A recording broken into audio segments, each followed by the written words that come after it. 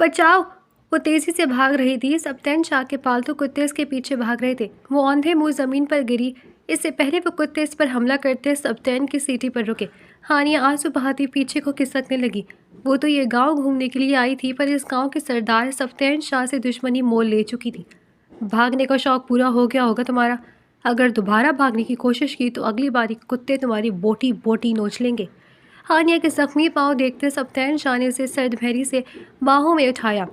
میں تم سے معافی مانگ چکی ہوں، مجھے واپس جانے دو، میں تم سے نکاح نہیں کر سکتی۔ اس نے کہا تو سبطین شاہ نے قہر آلود نگاہوں سے اسے دیکھا۔ سبطین شاہ کے بھاری قدم حویلی کے اس حصے کی طرف بڑھ رہے تھے جہاں پرندے کو بھی پر مارنے کی اجازت نہ تھی۔ یہ اس کی ماں کا کمرہ تھا جسے اس نے برسوں سے ایک یادگار کے طور پر محفوظ رکھا ہوا تھا۔ جیسے ہی اس نے دروازہ کھولا، اس کی عقابی نظروں نے بھانپ لیا کہ کچھ بدلا ہوا ہے۔ سنگھار میز پر رکھی تصویر اپنی جگہ سے ہٹی ہوئی تھی اور فرش پر موجود قالین کی سلوٹیں چیخ چیخ کر کہہ رہی تھی کہ یہاں کوئی آیا تھا۔ اچانک ایک بہت دل فریب اور اجنبی خوشبو اس کے نتنوں سے ٹکرائی۔ یہ خوشبو اس کمرے کی گرد آلود ہوا میں بالکل نئی تھی۔ شیر خان! سبطین کی دھار سے حویلی کی دیوار لرز اٹھی۔ گارڈ ہانپتا ہوا دوڑا آیا۔ جی شاہ جی! اس نے احترام سے سر جھکا کر کہا۔ میری اجازت کے بغیر یہاں کون داخل ہوا؟ یہاں کی چیزیں اپنی جگہ پر کیوں نہیں ہیں؟ اور یہ خوشبو، یہ کس کی ہے؟ اس نے گارڈ کا گریبان پکڑ کر اسے دیوار سے جا لگایا۔ شاہ جی، وہ ایک شہری لڑکی آئی تھی، ہم نے روکا پر وہ نہیں مانی، کہنے لگی اسے کچھ خاص تصاویر چاہیے ہیں، وہ یہاں کی تصویریں لے کر چلی گئی ہے۔ گارڈ نے کانپتے ہوئے جواب دیا۔ جرگہ بٹھاؤ اور اس لڑکی کو جرگے میں لاؤ۔ وہ دھاڑا تو گارڈ سر جھکاتا وہاں سے نکل گیا تھا اور سردار کے حکم کو مانتے ہوئے تھوڑی دیر بعد حویلی کے وسیع صحن میں پنجائیت لگی تھی۔ گاؤں کے معززین بیٹھے تھے جب ہانیہ کو وہاں لایا گیا۔ سبطین شاہ اونچی کرسی پر بیٹھا اپنی چھڑی زمین پر مار رہا تھا۔ تمہاری ہمت کیسے ہوئی میری ذاتی کمرے میں گھسنے کی؟ سبطین نے سرد لہجے میں پوچھا۔ وہ ایک تاریخی کمرہ ہے، آپ کی ملکیت ہونے سے پہلے وہ اس مٹی کا ورثہ ہے۔ آپ جیسے لوگ بس دیواریں کھڑی کرنا جانتے ہیں، فن کی قدر آپ کو کیا معلوم؟ وہ بنا ڈرے بولی تھی۔ اسے اپنی کی گئی غلطی نظر ہی نہ آ رہی تھی۔ سبطین غصے سے تل ملا کر اپنی جگہ سے اٹھا اور ہانیہ کے قریب آ کر دھاڑا۔ زبان سنبھال کر بات کرو لڑکی، ورنہ یہیں دفن کر دی جاؤ گی۔ ہانیہ کو اپنی تذلیل ہوتی محسوس ہوئی تھی۔ اس طرح کبھی بھری محفل میں سے کبھی کسی نے بے عزت نہ کیا تھا۔ ہانیہ کا پارا بھی چڑھ گیا۔ اس نے بغیر سوچے سمجھے اپنا ہاتھ ہوا میں لہرایا تاکہ سبطین کے چہرے پر دے مارے، لیکن سبطین نے بجلی کی سی تیزی سے اس کی کلائی ہوا میں ہی دبوچ لی۔ پوری محفل میں موت جیسی خاموشی چھا گئی۔ لوگوں کے سانس رک گئے۔ سبطین شاہ پر ہاتھ اٹھانے کی کوشش یہ موت کو دعوت دینے کے مترادف تھا۔ سبطین کی آنکھوں میں خون اتر آیا۔ اسے اپنے تذلیل کا احساس ہوا جو برسوں کی ساکھ کو خاک میں ملا سکتی تھی۔ سبطین شاہ نے غصے سے بھرپور نظر گھما کر اپنے آس پاس دیکھا۔ وہاں موجود تمام لوگوں کی نظریں اسی کی طرف متوجہ تھیں، مگر ان کے چہروں پر پھیلا وہ خوف صاف واضح تھا۔ کسی میں اتنی ہمت نہ تھی کہ شاہ جی کی اس سرعام ہونے والی تذلیل پر لب کشائی کر سکے۔ سبطین نے پلٹ کر دوبارہ ہانیہ کی طرف دیکھا۔ اسے توقع تھی کہ شاید اب ہانیہ کے چہرے پر پیشوانی کے آثار ہوں گے، مگر وہاں تو ابھی بھی وہی بے نیازی تھی۔ ہانیہ کے چہرے پر اپنی حرکت پر ذرا برابر بھی شرمندگی نہیں تھی۔ وہ تنی ہوئی گردن کے ساتھ اب بھی سبطین کی آنکھوں میں آنکھیں ڈال کر کھڑی تھی۔ سبطین شاہ نے لمحوں میں بھانپ لیا کہ اس لڑکی کے سامنے اس وقت کچھ بھی بولنا یا کرنا فضول ہے۔ وہ اپنی غلطی ماننے والوں میں سے نہیں تھی۔ اس نے اپنے دل میں تہیہ کر لیا تھا کہ وہ اپنی اس سرعام ہونے والی بے عزتی کا بدلہ لینے کے لیے کوئی دوسرا راستہ اختیار کرے گا، ایسا راستہ جو ہانیہ کے غرور کو ہمیشہ کے لیے خاک میں ملا دے۔ وہ ایک لفظ کہے بغیر بوجھل قدموں کے ساتھ وہاں سے پلٹا اور چلا گیا۔ سبطین کے جاتے ہی وہاں موجود لوگ بھی سہمے و انداز میں ایک ایک کر کے اٹھ کر چلے گئے، جبکہ ہانیہ بھی فاتحانہ مگر غصے سے بھرے انداز میں وہاں سے اپنی قیام گاہ کی طرف نکل گئی۔ سبطین شاہ اپنے کمرے میں مسلسل غصے کی حالت میں ٹہل رہا تھا۔ رہ رہ کر اس کے ذہن میں ہانیہ کا وہی گستاخانہ لہجہ اور تنی ہوئی گردن گھوم رہی تھی جس نے اسے بے حد مشتعل کر رکھا تھا۔ اسے یقین نہیں آ رہا تھا کہ آج تک جس شخص سے کسی نے اونچی آواز سے بات کرنے کی جرت نہ کی تھی، کل کی آئی ہوئی ایک شہر کی لڑکی اسے سرعام ذلیل کر کے چلی گئی تھی۔ اسے اپنی انا کے پر خدشے اڑتے ہوئے محسوس ہو رہے تھے۔ یہ محض ایک جھگڑا نہیں تھا بلکہ اس کی برسوں کی ساکھ اور خاندانی وقار پر لگنے والی ایک ایسی ضرب تھی جس نے اس کے وجود میں آگ لگا دی تھی۔ وہ آدھی رات تک کمرے میں اسی طرح بے چینی سے ٹہلتا رہا، مگر وقت گزرنے کے ساتھ ساتھ اس کا غصہ کم ہونے کے بجائے مزید شدت اختیار کر رہا تھا۔ جیسے ہی رات کا سناٹا گہرا ہوا، اس کی آنکھوں میں ایک وحشیانہ چمک لہرائی۔ اس نے دیوار پر لٹکی اپنی بندوق کی طرف دیکھا اور پھر ایک سرد مسکراہٹ کے ساتھ کمرے سے باہر نکل گیا۔ اس کی منزل واضح تھی۔ وہ ہانیہ کے غرور کو کچلنے کا فیصلہ کر چکا تھا۔ رات کے اندھیرے میں جب سب سو چکے تھے، سبطین شاہ مہمان خانے پہنچا۔ وہ اسے ڈرانا نہیں، اسے توڑنا چاہتا تھا۔ ہانیہ کو گاؤں کے مہمان خانے میں ٹھہرایا گیا تھا۔ یہ اس گاؤں کا قدیم اصول تھا کہ شہر سے آنے والا ہر مسافر یہیں قیام پذیر ہوتا ہے۔ سبطین شاہ کے پاس اس مہمان خانے کی چابیاں موجود تھیں، اس لیے وہ بغیر کسی روک ٹوک کے اندر داخل ہو گیا۔ چونکہ ہانیہ اپنے دوستوں سے الگ ایک کمرے میں مقیم تھی، اس لیے سبطین کو کسی قسم کی پریشانی کا سامنا نہیں کرنا پڑا اور وہ سیدھا اس کے کمرے کی طرف بڑھ گیا۔ وہ ہانیہ کو اس کی گستاخی کا سبق سکھانے آیا تھا، لیکن ایک سفاک سردار ہونے کے باوجود بھی کسی عورت کی عزت کی حرمت سے واقف تھا۔ جیسے ہی وہ کمرے میں داخل ہوا، اس کی نظر بستر پر سوئی ہوئی ہانیہ پر پڑی۔ کھڑکی کی جھریوں سے چھن کر آنے والی چاندنی اس کے چہرے کو کسی تراشے ہوئے سنگ مرمر کی طرح روشن کر رہی تھی۔ اس کے سیاہ گھنے اور آبشار نما بال تکیے پر بکھرے ہوئے تھے، جو اس کے گورے رنگ پر کسی سیاہ بادل کی مانند لگ رہے تھے۔ اس کا ایک معصومیت سے پیٹ پر رکھا تھا، جبکہ دوسرا تکیے پر پھیلا ہوا تھا۔ ہانیہ اس وقت کسی ضدی لڑکی کے بجائے ایک معصوم خواب جیسی دکھ رہی تھی۔ اس کے گلابی لبوں کی چنبش اور پرسکون سانسوں نے سبطین کے قدموں کی زنجیروں بنا دیا۔ وہ بے اختیار ہو کر بیڈ کے قریب گھٹنوں کے بل بیٹھ گیا اور مسحور کن نظروں سے اسے تکنے لگا۔ اس کے حسن کی تابناکی نے کچھ دیر کے لیے سبطین کے دماغ پر چھائے غصے کے بادل ہٹا دیے، لیکن پھر جیسے ہی اس کے ذہن کے نہا خانے میں دن بھر کی گئی تذلیل کی چبھن بیدار ہوئی، اس کا سحر ٹوٹ گیا۔ اسے وہ بھری محفل یاد آئی جہاں ہانیہ نے اس کے وقار کو خاک میں ملانے کی کوشش کی تھی۔ اس کی یاد آتے ہی سبطین کی آنکھوں میں وحشیانہ سرخی اتر آئی اور چہرے پر وہی پرانی سرد مہری لوٹ آئی۔ اس نے اپنے جذبات کو سختی سے کچلا اور آہستہ سے جھک کر ہانیہ کے کان کے قریب ہوا تاکہ اسے خواب غفلت سے بیدار کر کے اس کی حقیقت سے روشناس کرائے۔ تم نے سب کے سامنے میری تذلیل کی، اب تم دیکھو گی کہ سبطین شاہ بدلہ کیسے لیتا ہے۔ اس نے ہانیہ کے کان کے قریب جا کر سرگوشی کی۔ ہانیہ نے بوجھل پلکیں چپکائیں اور نیند سے بیدار ہوتی خالی نگاہوں سے سامنے موجود حوالے کو دیکھا۔ جیسے جیسے اس کا ذہن بیدار ہوا اور سامنے سبطین کا چہرہ واضح ہوا، خوف کے مارے اس کی آنکھیں پھیل گئیں۔ وہ ایک جھٹکے سے اٹھی اور بیڈ کی دوسری طرف جا کھڑی ہو گئی۔ بوکھلاہٹ میں سے یہ بھی ہوش نہ رہا کہ اس کا دوپٹہ بستر پہ ہی رہ گیا ہے۔ ایک بار پھر سبطین شاہ کی نظریں بھٹکتی ہوئی اس کے سراپے پر جا ٹھہری۔ چاند کی مدھم روشنی میں ہانیہ کا تراشا ہوا بدن کسی سنگ مرمر کے شاہکار کی طرح دمک رہا تھا۔ اس کی گردن کی سراہی دار ساخت اور اس پر بکھری سیاہ لٹیں اس کے حسن کو غضبناک بنا رہی تھیں۔ سبطین کو اپنا آپ قابو کرنا مشکل لگ رہا تھا۔ ایک طرف سے لگتا وہ انتقام تھا تو دوسری طرف ہانیہ کے حسن کا جادو جو اسے مسحور کر رہا تھا۔ سبطین شاہ نے بمشکل اپنی نظروں کا رخ بدلا اور جھٹکے سے اپنی کمر سے گن نکال کر ہانیہ کی طرف تان لی۔ ہاں اب بولو جو شام میں بول رہی تھی، بہت زبان اور ہاتھ چلتے ہیں نا تمہارے، سبطین نے سرد اور کٹیلی آواز میں کہا۔ ہانیہ کی خوف سے جان نکل رہی تھی۔ اس نے لرزتے ہوئے ہاتھ جوڑ دیے۔ پلیز سبطین شاہ، مجھے معاف کر دے، مجھ سے غلطی ہوگی، میرا وہ مطلب نہیں تھا۔ سبطین ایک قدم آگے بڑھا، گن کی نالی اب ہانیہ کے پیشانی پر تھی۔ معافی؟ سبطین شاہ کی لغت میں یہ لفظ نہیں ہے۔ تم نے جس ہاتھ سے مجھ پر وار کرنے کی کوشش کی تھی، جی تو چاہتا ہے اس ہاتھ کو ہمیشہ کے لیے بے جان کر دوں۔ وہ چہرے پر سنجیدگی سجائے بولا۔ ہانیہ کی آنکھوں سے آنسو بہہ نکلے۔ میں چلی جاؤں گی یہاں سے، میں کبھی واپس نہیں آؤں گی، بس مجھے جانے دیں۔ سبطین ابھی کچھ اور ٹھیکا جملہ کہنے ہی والا تھا کہ اچانک باہر راہداری میں کسی کی قدموں کی چاپ سنائی دی۔ سبطین ٹھٹک گیا۔ وہ ایک جنونی سردار ضرور تھا، لیکن وہ ہانیہ کی عزت کا دشمن نہیں تھا۔ وہ نہیں چاہتا تھا کہ رات کے اس پہرے سے کسی غیر مرد کے ساتھ دیکھ کر لوگ اس کی پاک دامنی پر سوال اٹھائیں۔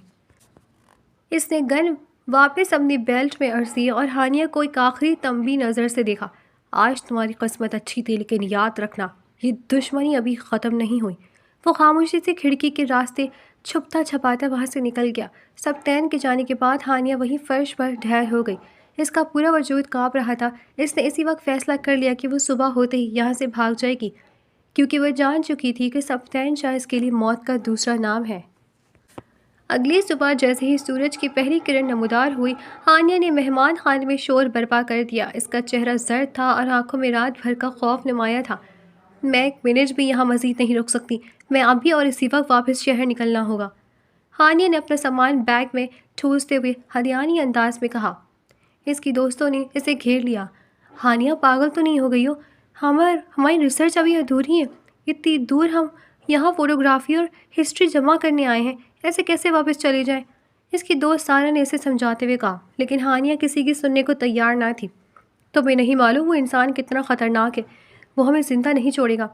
اس نے لاکھ کوشش کی کہ وہ رات والا واقعہ بتا سکے، مگر خوف کی اس کی زبان گنگ کر دی تھی۔ اس کی دوستوں نے اسے محض ایک برا خواب سمجھ کر ٹال دیا اور پورا دن اسے منانے اور سمجھانے میں گزر گیا۔ جب رات کا سایہ گہرا ہوا تو ہانیہ کی دوستوں اسے زبردستی کمرے سے باہر لے آئیں تاکہ اس کا موڈ ٹھیک ہو سکے۔ چلو ہانیہ، باہر تازہ ہوا میں چلو، دیکھو گاؤں کی رات کتنی پرسکون ہوتی ہے۔ وہ ابھی مہمان خانے کی حدود سے کچھ ہی دور نکلے تھے کہ دور سے بھاری بوٹوں کی آواز اور کتوں کی غرانی کی ہولناک آوازیں سنائی دیں۔ ہانیہ کا دل دھک سے رہ گیا۔ سامنے سے سبطین شاہ نمودار ہوا، جس کے ہاتھوں میں زنجیروں سے بندھے 2 خونخوار شکاری کتے تھے۔ سبطین کی نظر جیسے ہی ہانیہ پر پڑی، اس کے لبوں پر ایک زہریلی مسکراہٹ ابھری۔ ہانیہ کو یوں لگا جیسے اس کی موت سامنے کھڑی ہو۔ خوف اس پر ایسا غالب آیا کہ اس نے اپنی دوستوں کا ہاتھ چھٹکایا اور پیچھے مڑ کر اندھا دھند بھاگنا شروع کر دیا، یہ سوچے بغیر کہ وہ کہاں جا رہی ہے۔ ہانیہ رکو، کہاں جا رہی ہو؟ اس کی دوستیں چلائیں، مگر ہانیہ کے ذہن میں سبطین شاہ کی رات والی باتیں گردش کر رہی تھی۔ سبطین نے ایک ٹھنڈی آہ بھری اور اپنے کتوں کو زنجیروں ڈھیلی کر دی۔ جاؤ، اسے بتا دو کہ اس علاقے کی حدود کہاں ختم ہوتی ہے۔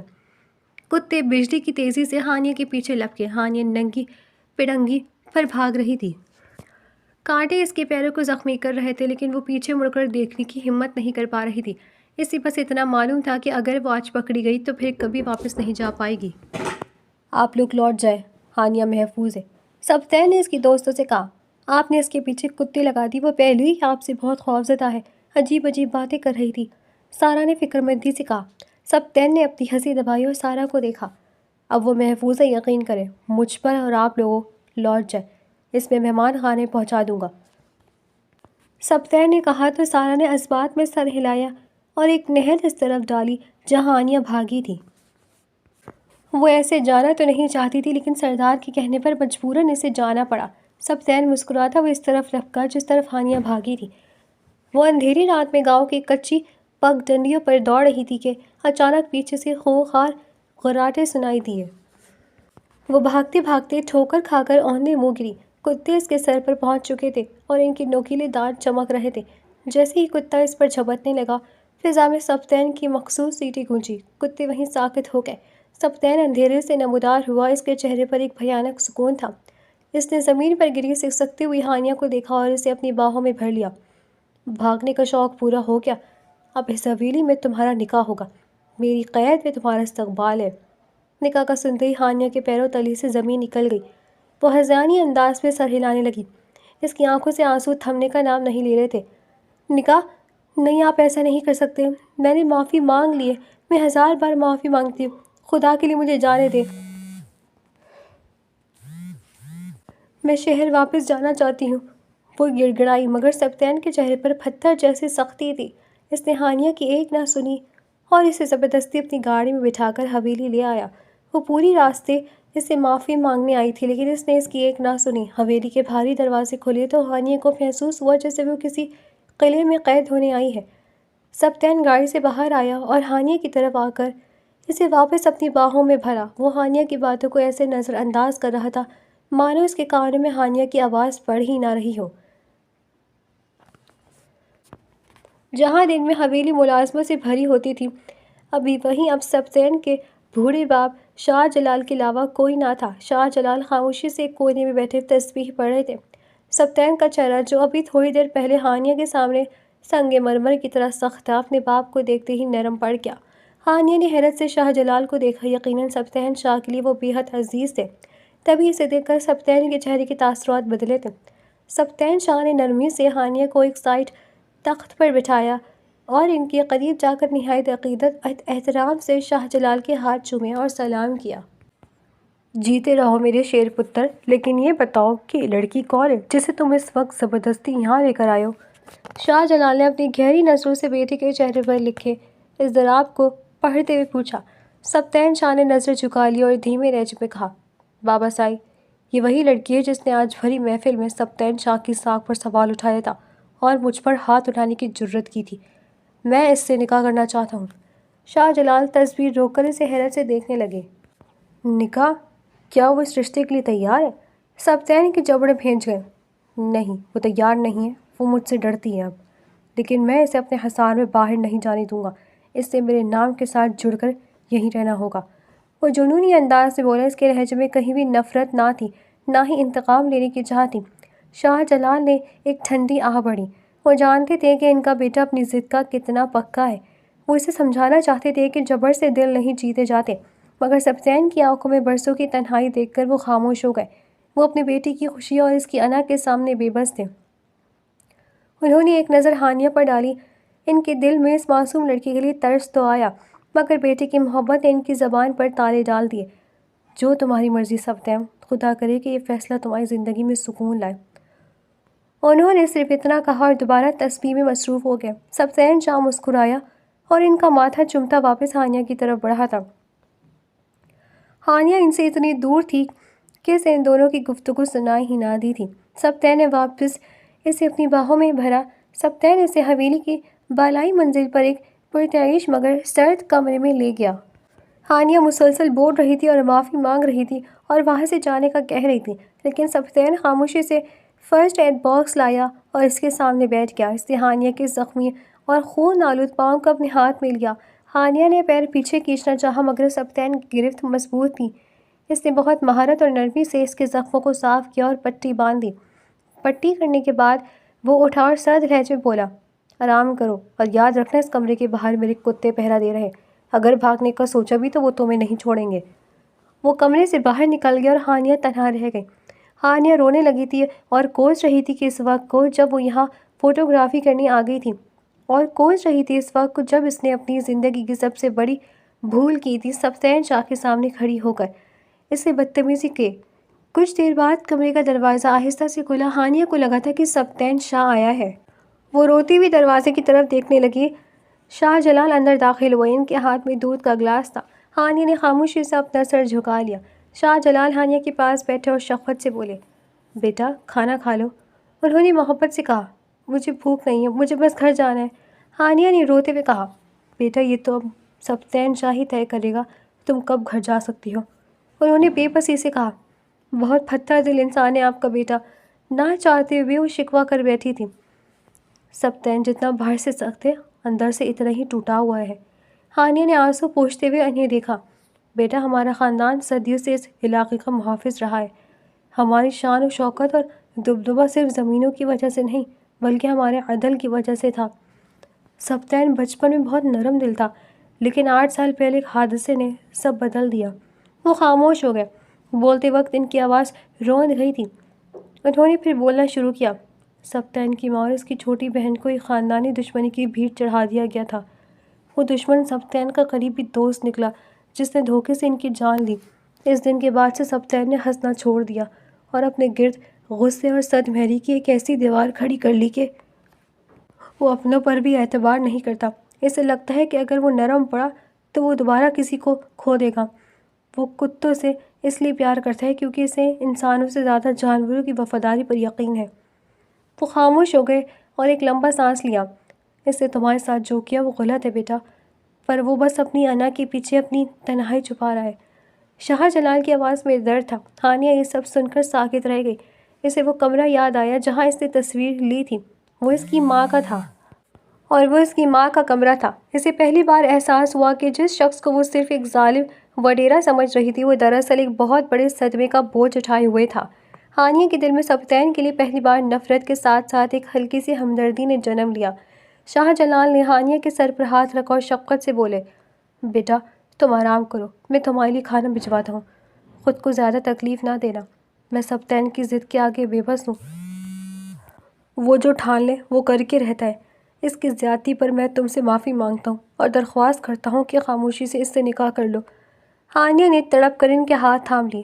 انکل یہ کیا کہہ رہے ہیں آپ؟ جو نصیب میں لکھا ہے وہ تو ہو کر رہتا ہے۔ میں اس فیصلے کو قبول کر لوں گی، لیکن مجھے آپ کے بیٹے سے ڈر لگتا ہے۔ میں جانتی ہوں مجھ سے غلطی ہوئی، میں نے بھری محفل میں ان کی تذلیل کی، پر مجھے اتنی بڑی سزا تو نہ دیں۔ میں اپنے ماں باپ کو کیا جواب دوں گی؟ ان کی بھی تو عزت ہے۔ شاہ جلال نے پرسوچ نظروں سے اسے دیکھا اور کچھ بولے بغیر اس کے سر پر پیار دے کر کمرے سے باہر نکل گئے۔ ہانیہ اوندھے منہ بیڈ پر گری اور سوچتے سوچتے نہ جانے کب اس کی آنکھ لگ گئی۔ صبح اس کی آنکھ سبتین شاہ کی آواز پر کھلی۔ اٹھو ہانیہ، اٹھ جاؤ۔ ہانیہ ہڑبڑا کر اٹھی۔ سبتین کے چہرے پر ایک ملائم مسکراہٹ تھی۔ نکاح کی تمام تیاریاں ہو چکی ہیں، وہ رہا تمہارا ڈریس۔ ہانیہ نے کچھ نہ کہا اور خاموشی سے سر جھکا لیا۔ سبتین کچھ دیر وہاں کھڑا رہا، اس کے بولنے کا انتظار کرتا رہا، پھر خاموشی سے باہر نکل گیا۔ ہانیہ نے سوچا اس کے لہجے میں تو کہیں غصہ نہیں تھا، پھر وہ مجھے سزا کیوں دے رہا ہے؟ اس نے روتے ہوئے کپڑے اٹھائے اور تیار ہونے چلی گئی۔ جب وہ تیار ہو کر ڈریسنگ ٹیبل کے سامنے بیٹھی تو چند لڑکیوں نے اسے دلہن کی طرح سجا دیا۔ ہانیہ نے اپنے سراپے پر نظر ڈالنا بھی مناسب نہ سمجھا اور سر جھکائے بیٹھی رہی۔ اچانک ایک جانی پہچانی آواز آئی، ماشاءاللہ بہت پیاری لگ رہی ہو میری بیٹی۔ ہانیہ نے حیرت سے نظر اٹھائی، سامنے اس کی ماں کھڑی مسکرا رہی تھی۔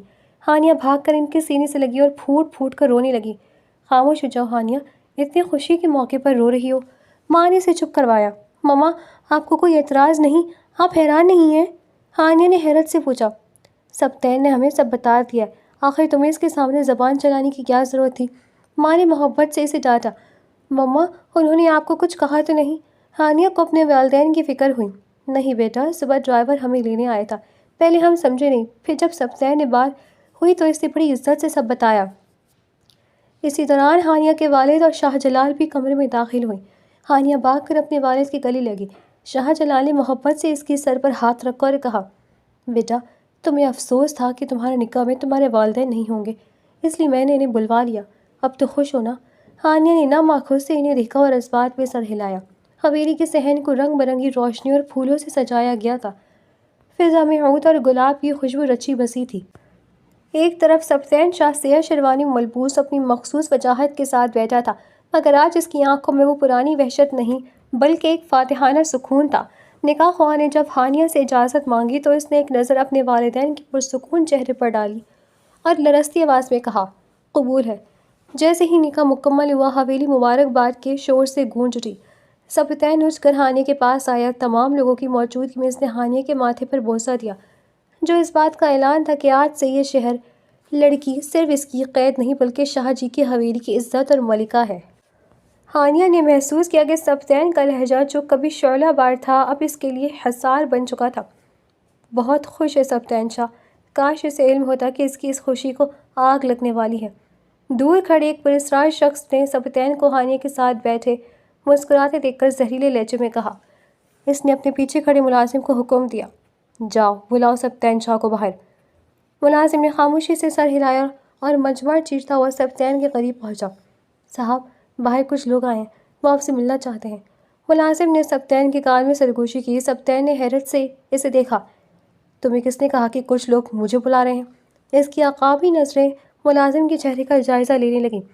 ملازم نے دور کھڑے ایک دوسرے شخص کی طرف اشارہ کیا تو سبتین تذبذب کے عالم میں اپنی جگہ سے اٹھا۔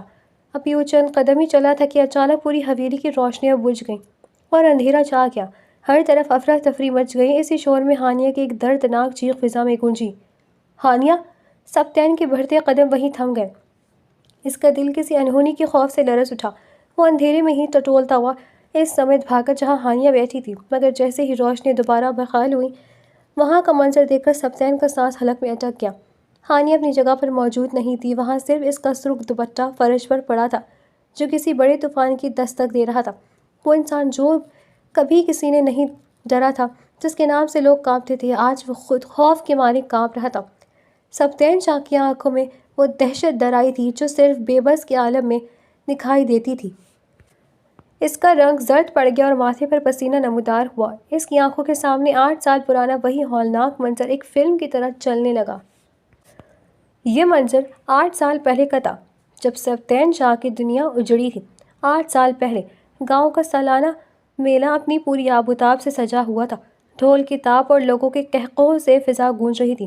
سبتین شاہ جو اس وقت جوانی کی دہلیز پر تھا، اپنی چھوٹی اور لاڈلی بہن زینب کا ہاتھ تھامے میلے کی رونقیں دیکھ رہا تھا۔ اس کے ساتھ اس کا سب سے قریبی اور بچپن کا دوست واحد بھی موجود تھا۔ یار سبتین، آج تو تم نے حویلی کی رونق یہاں میلے میں لا کھڑی کی ہے، واحد نے بڑی اپنائیت سے سبتین کے کندھے پر ہاتھ رکھتے ہوئے کہا۔ سبتین مسکرایا۔ زینب کی ضد تھی واحد، تم تو جانتے ہو اس کی فرمائش ٹالنا میرے بس میں نہیں۔ سبتین شاہ محبت سے اپنی بہن کو دیکھ کر بولا۔ زینب ایک کھلونے والی دکان کے پاس رک گئی تھی۔ واحد نے بڑی مہارت سے سبتین کو باتوں میں الجھانا شروع کر دیا۔ وہ دیکھو سبتین، گھوڑوں کا رقص شروع ہونے والا ہے، پنچایت کے لوگ تمہارا انتظار کر رہے ہیں، تم وہاں ہو آؤ۔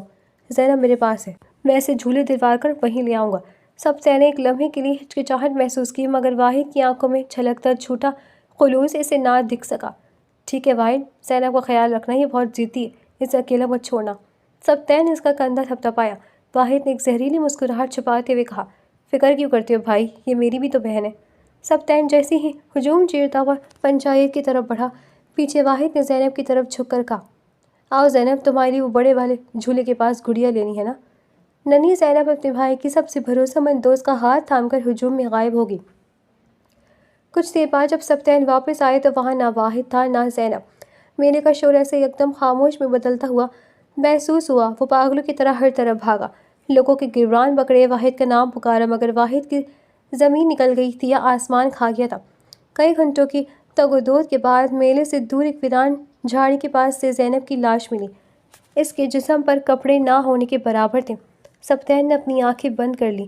اس کی روح تڑپ اٹھی، اس کی چیخیں فضا میں گونج رہی تھیں۔ اس نے کسی بھی مرد کو آگے نہ آنے دیا۔ گاؤں کی کچھ عورتوں نے آگے بڑھ کر اس ننھی پری کے جسم کو ڈھانپا تھا۔ اس دن کے بعد سے سبتین شاہ کے لیے دوست اور انسان کے الفاظ بے معنی ہو گئے تھے۔ جب سبتین کی ماں کو اپنی اکلوتی بیٹی کی خبر ملی تو وہ جہاں تھی وہیں ساکت ہو گئی تھی۔ اس دن حویلی سے ایک نہیں 2 جنازے نکلے تھے اور ساتھ ہی سبتین شاہ کی معصومیت کا بھی قتل ہو گیا تھا۔ حال سبتین شاہ حویلی کے وسط میں کھڑا اپنی مٹھیوں کو بھیج رہا تھا۔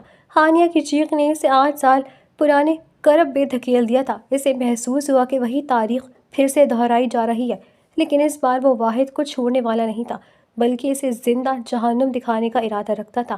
آج وہی تاریخ خود کو دہرا رہی تھی۔ سبتین کو محسوس ہوا جیسے اس کا سانس رک رہا ہو۔ نہیں، میں اب کسی اپنے کو دوبارہ نہیں کھو سکتا، میں ہانیہ کو کچھ نہیں ہونے دوں گا۔ وہ دھاڑا، مگر اس کی آواز میں وہ دبدبا نہیں بلکہ ایک ہارے ہوئے انسان کی پکار تھی۔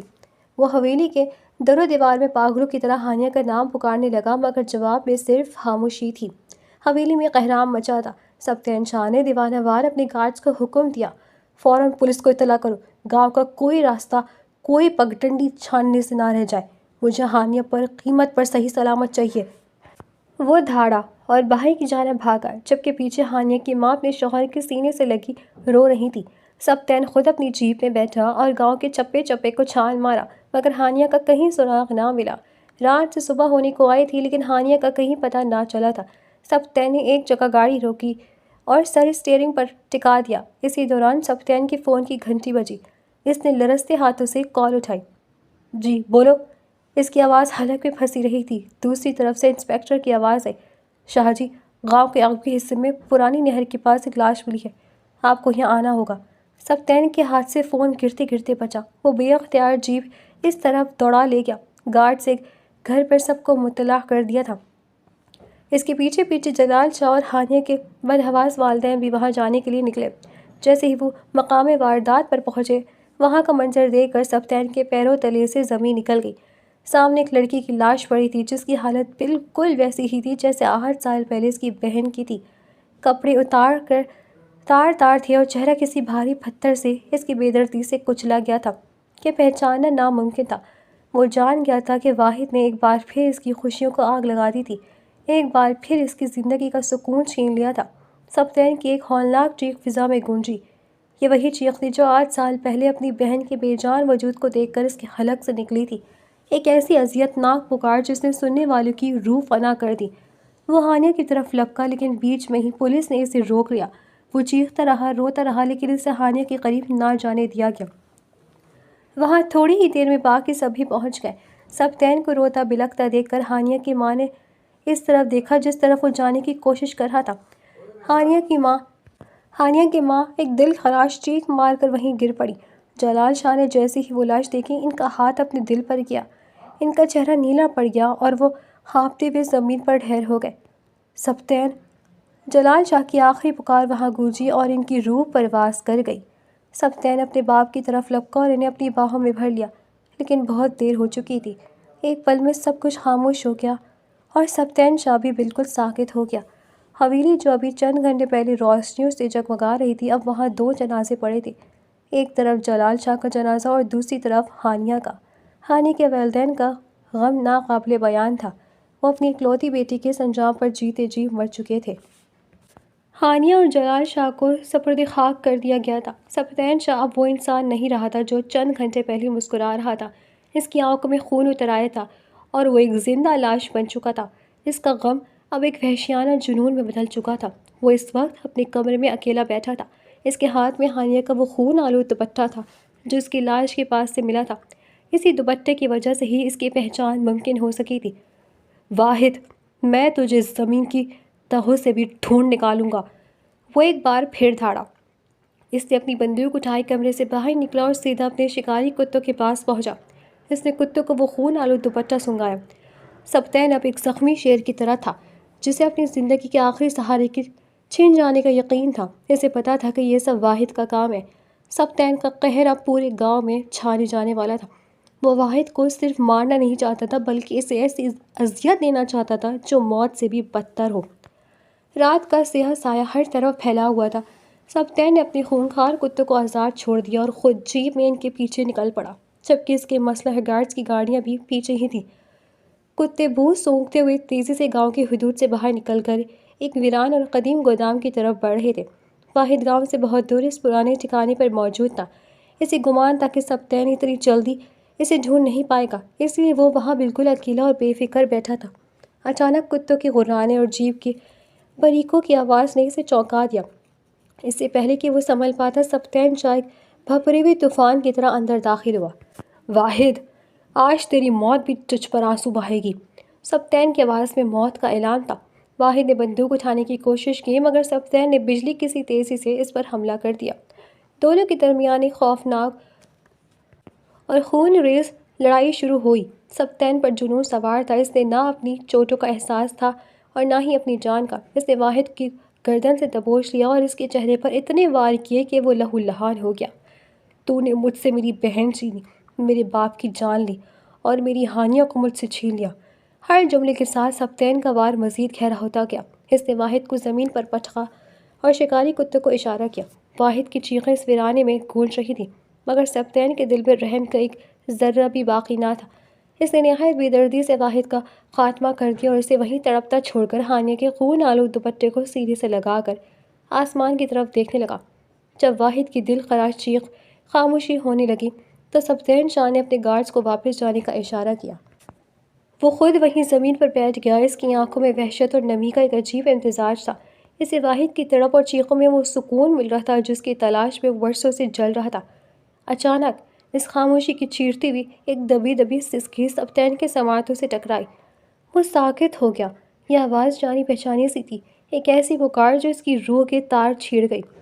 وہ بدحواسی میں اٹھا اور اس آواز کی سمت بھاگا۔ ایک اندھیرے کونے میں لکڑی کے تختوں کے پیچھے اسے ایک وجود نظر آیا۔ سبتین کے سینے سے گہرا اور لرزتا ہوا سانس خارج ہوا۔ اس کی آنکھوں سے ضبط کے تمام بندھن ٹوٹ گئے اور آنسو اس کے سخت گالوں پر بہنے لگے۔ وہ انسان جو ابھی خون کی ہولی کھیل کر ہٹا تھا، ہانیہ کو زندہ دیکھ کر ایک معصوم بچے کی طرح تڑپ اٹھا۔ وہ دیوانہ وار آگے بڑھا اور ہانیہ کو اپنی مضبوط باہوں کے حصار میں لے کر سینے سے لگا لیا۔ ہانیہ جو موت کے سائے دیکھ کر آئی تھی، سبتین کی جانی پہچانی خوشبو اور اس کے لمس کو محسوس کرتے ہی اس کے سینے سے لگ کر زار و قطار رونے لگی۔ اس کی سسکیاں سبتین کے دل پر کسی ہتھوڑے کی طرح لگ رہی تھیں۔ ہانیہ، تم زندہ ہو، تم میرے پاس ہو، سبتین نے گدگدائی ہوئی آواز میں کہا، جیسے اسے اب بھی یقین نہ آ رہا ہو۔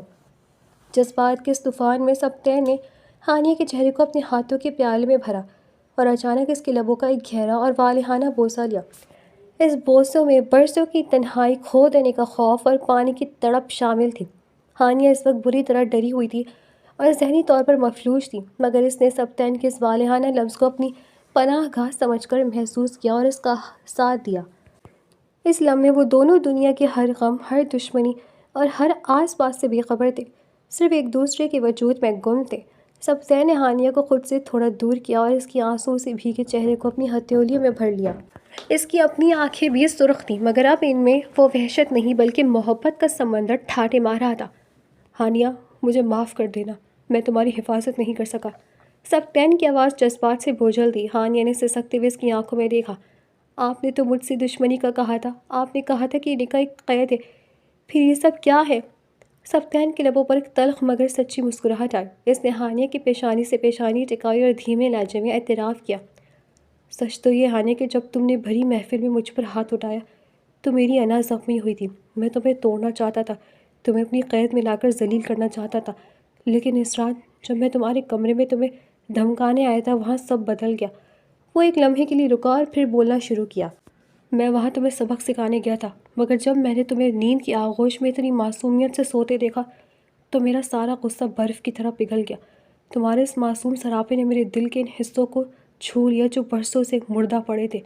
میں تمہیں دھمکانے گیا تھا مگر خود تمہارے حسن اور سادگی کا قیدی بن کر لوٹا۔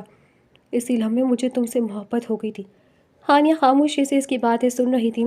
اس کا دل سبطین کی سچائی پر پگھلنے لگا تھا۔ وہ نکاح جس کا میں نے تم سے کہا، وہ انتقام نہیں رہا، وہ میرا تمہیں پانے کا آخری راستہ تھا۔ میں تمہیں کھونا نہیں چاہتا تھا ہانیہ۔ جب آج تمہیں وہ شخص لے گیا تو مجھے ایسا لگا جیسے میری روح نکال لی گئی ہو۔ مجھے واحد سے انتقام تو لینا ہی تھا، مگر میرا اصل جنون تمہیں دوبارہ حاصل کرنا تھا۔ سبطین نے اس کے ہاتھ چومے اور گڑگڑاتے ہوئے کہا، ہانیہ، یہ سردار سبطین شاہ آج تمہارے سامنے اپنی انا، اپنی دشمنی اور اپنا غرور ہار چکا ہے۔ میں تم سے بے پناہ محبت کرتا ہوں، کیا تم میرے ساتھ ہمیشہ رہو گی؟ ہانیہ نے کوئی جواب نہ دیا، بس ہچکیاں لیتے ہوئے دوبارہ اس کے سینے میں سر چھپا لیا۔ یہ خاموشی انکار نہیں بلکہ ایک نئے سفر کا آغاز تھی۔ سبطین نے اسے مضبوطی سے تھام لیا، یہ عہد کرتے ہوئے کہ اب کوئی بھی طوفان اسے ہانیہ سے جدا نہیں کر پائے گا۔ جب سبطین شاہ ہانیہ کو لے کر حویلی پہنچا تو وہاں موجود ہر شخص کی آنکھوں کو اپنی بصارت پر یقین نہ آیا۔ ہانیہ کے والدین جو اپنی بیٹی کے غم میں نڈھال تھے، اسے زندہ سلامت دیکھ کر فرط جذبات سے نہال ہو گئے۔ ہانیہ بھاگ کر ان کے گلے لگ گئی اور حویلی کی فضا جو ابھی تک سوگوار تھی خوشی کے آنسوں سے بھیگ گئی۔ ہانیہ کے ماں نے صدقے اتارے اور اس کے والد نے سبطین کا ہاتھ تھام کر اس کا شکریہ ادا کیا۔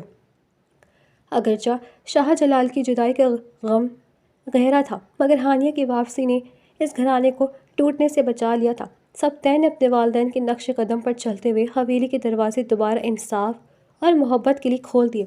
وقت گزرنے کے ساتھ ساتھ ہانیہ نے نہ صرف سبطین کے زخموں کو بھرا بلکہ اس کی زندگی میں وہ رنگ بھر دیے جن کا اس نے کبھی تصور بھی نہ کیا تھا۔ سبطین کی وہ وحشت اور سرد مہری اب مکمل طور پر ختم ہو چکی تھی اور اس کی جگہ ایک محبت کرنے والے شوہر کی اپنائیت نے لے لی تھی۔ ہانیہ اب اس گاؤں کے اصولوں سے نہیں ڈرتی تھی، کیونکہ اب وہ خود اس گاؤں کے سردار کے دل کی ملکہ تھی۔ وہ دونوں اپنے والدین کے سائے میں ماضی کی تلخیوں کو بھلا کر ایک ایسی زندگی بسر کرنے لگے جہاں صرف خوشیاں، ہنسی اور لازوال محبت تھی۔ اللہ پاک نے انہیں ابھی اولاد سے محروم رکھا تھا، لیکن سبطین اپنے رب کی رضا میں راضی تھا۔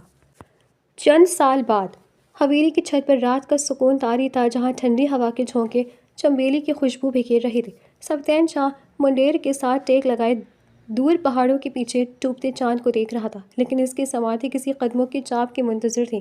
اچانک ریشمی لباس کی سرسراہٹ ہوئی اور ہانیہ کی جانی پہچانی خوشبو اس کے حواسوں سے ٹکرائی۔ ہانیہ خاموشی سے اس کے پیچھے آ کھڑی ہوئی۔ اس کے چہرے پر حیا کی سرخی اور آنکھوں میں وہی پرانی چمک تھی، مگر اب اس میں خوف نہیں بلکہ سپردگی تھی۔ سبطین نے پیچھے مڑے بغیر اس کا ہاتھ تھاما اور اسے کھینچ کر اپنے سامنے کر لیا۔ اب بھی اس سردار سے ڈر لگتا ہے؟ سبطین نے شرارت سے آمیز لہجے میں سرگوشی کی اور اس کی لٹ کو کان کے پیچھے عرصا۔ ہانیہ نے مسکرا کر اپنی نظریں جھکا لی۔ اب ڈر نہیں لگتا، اب تو اس سردار کی عادت ہو گئی ہے، لیکن کبھی کبھی یقین نہیں آتا کہ یہ وہی انسان جو مجھ پر گن تانے کھڑا تھا آج میرے لیے اتنا نرم کیسے ہو گیا۔ سبطین نے اس کے دونوں ہاتھ اپنے ہاتھوں میں لیے اور انہیں چومتے ہوئے نہایت سنجیدگی سے بولا، ہانیہ، تم وہ طوفان ہو جس نے سبطین شاہ کے اندر کی بنجر زمین کو سیراب کر دیا۔ میں نے زندگی بھر صرف طاقت اور انتقام کو ہی سب کچھ سمجھا تھا، لیکن تم نے مجھے سکھایا کہ اصل فتح کسی کا دل جیتنے میں ہے۔ اس نے ہانیہ کو دھیرے سے اپنی باہوں کے حصار میں سمیٹ لیا۔